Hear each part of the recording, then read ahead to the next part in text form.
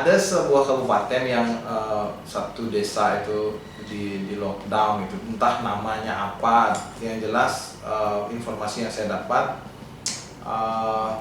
mereka mendapatkan makanan yang cukup gitu. Jadi appreciate buat desa itu. Namun kepala daerah di sana itu, bupatinya seolah maksudnya tidak ada peran gitu, karena tidak ada anggaran untuk mensuplai itu misalnya gitu. Nah, sekarang secara hukum dan kita akan mencoba membuat studi kasus gitu. Katakanlah saya seorang warga di sana gitu. Saya ingin keluar nih, sedangkan di sana adalah zona merah. Saya ingin keluar, saya ada sebuah kebutuhan, entah itu kerjaan atau apa gitu. Ketika saya keluar, saya dihalangilah oleh pecalang gitu ya, karena yang saya lihat di sana adalah pecalang. Tidak tahu kenapa pecalang sekarang itu famous banget gitu. Aparat-aparat lain mungkin ada, cuman tidak sebanyak pecalang yang kita lihat. Karena saya dihalangi oleh pecalang, sehingga saya ada satu hal yang rugi gitu, merugi. Misalnya katakan saya jadi harus menanggung, karena saya wan prestasi gitu, saya jadi harus menanggung uang sebesar 10 juta gitu misalnya, karena saya tidak bisa hadir ke tempat itu untuk saya melakukan entah itu meeting, perjanjian atau dan lain-lain gitu, sehingga saya buat prestasi. Nah, secara hukum bolehkah saya menuntut pecalang itu karena dia menghalangi saya dan saya terkena kerugian sebesar 10 juta? Silakan. Pada dasarnya kalau misalnya untuk pecalang ya, apa namanya, menuntut ini pecalang kayaknya sih dimaknai lebih istilahnya. Karena dia pun hanya menjalankan tugas. Gitu. Sedangkan kalau misalnya di atasnya dia kan pasti pecalang, di atasnya banjar, kepala desa, kepala kadus dulu kadus, habis itu kepala desa, habis itu kepala desa adat paling tinggi dia, tidak punya di atasnya lagi. Ada lagi, habis itu kan camat. Enggak, kalau pecalang itu dia itu punyanya desa adat. Kalau desa dinas dia gitu. Ya 11-12 lah. Ya. Kan itu cuman perbedaan antara administrasi desa dan administrasi adat. Jadi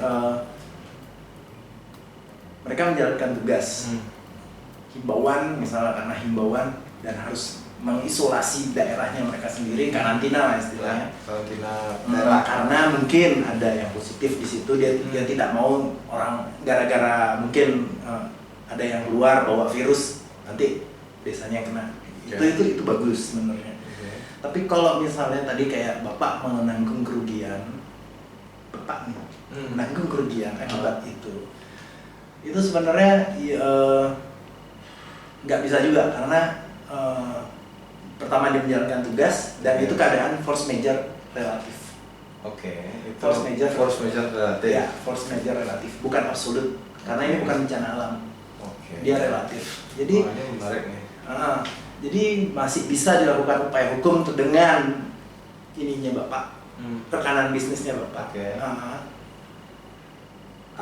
Agar tidak terjadi dengan uang prestasi. Jadi kan ini force majeure relatif gitu loh. Nanti yang membuktikan, yang akan membuktikan kan di pengadilan gitu. Kalau memang harus sampai dibawa ke ranah hukum ya.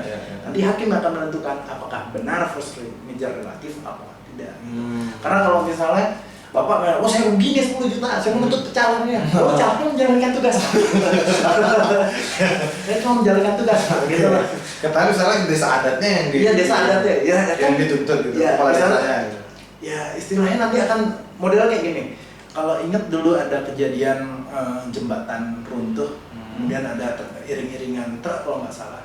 Nah itu hakim tidak bisa dia menuntut kontraktornya. Ya, hakim tidak mengabulkan gitu, karena itu force majeure relatif gitu maksudnya.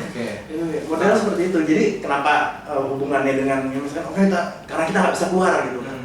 Saya menuntut desa adatnya gitu. Ya kan desa adatnya dia merasa daerah saya tidak aman gitu. Saya bawa keluar nanti nama desa saya jelek gitu.